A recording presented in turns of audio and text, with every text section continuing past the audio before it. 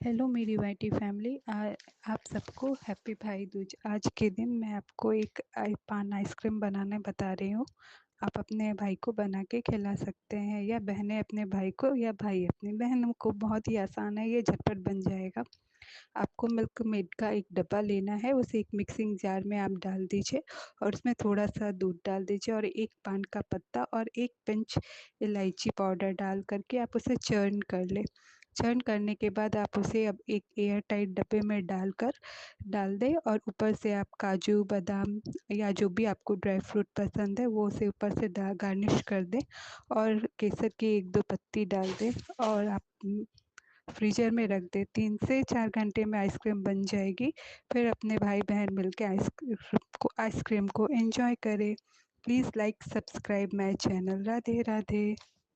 Please support my channel. Please like subscribe. Thank you.